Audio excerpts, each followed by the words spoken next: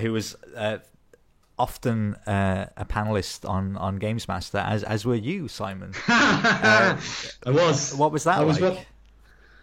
You were a reviewer. You weren't like sort of commentating on a game. I was a co-commentator. Oh, were you a co-commentator? I was, yeah. Not that you would know.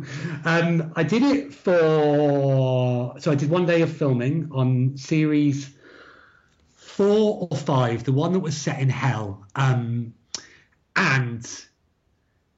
yeah, there were a lot of people doing it at the time. So Games Master used to draw journalists in, and they would either review the games or they would be commentators. And I was asked to commentate once, and I was convinced I was going to be brilliant at it and be the next Philip Schofield, and this is going to be the start of something very special. What I hadn't fully appreciated was, well, first of all, I didn't know the games that I was commentating on at the start, so I could offer very, very little insight into it. And second, I was terrified. So you record. I think we did 6 games. And then they're sort of sprinkled throughout the series, and the only way you could get a sense of when you were on them was by watching them. There was no sort of advance warning or what have you, so you pop up and it was great. It was amazing, as a journalist, and then through Games Master to knock around with Dominic and the Hewland International team. Richard Wilcox.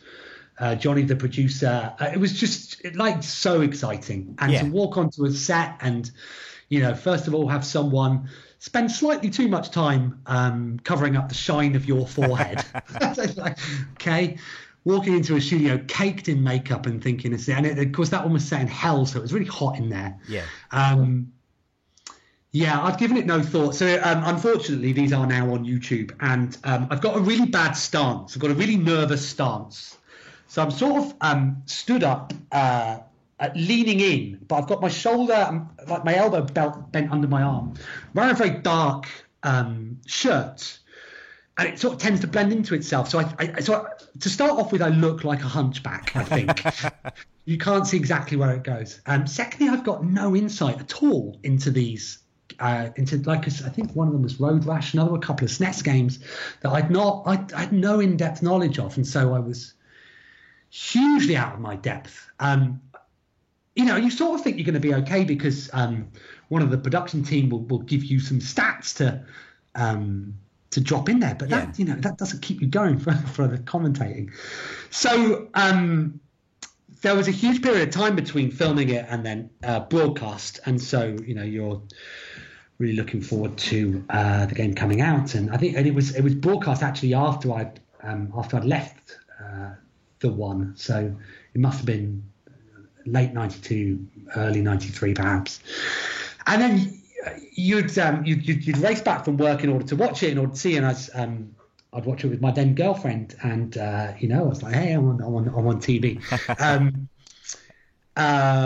So with one of them, I was brought back into voiceover to re-record it, and I'm like, all right, okay, that's fine. Did that. But the worst one was I was watching it with my then girlfriend, who I was sort of showing off, and Dominic introduces me, and I go, all right, and then it cuts to the gameplay footage and the challengers playing, and the commentator is no longer me. And so she goes, is that you, Simon? I'm like, I'm not sure.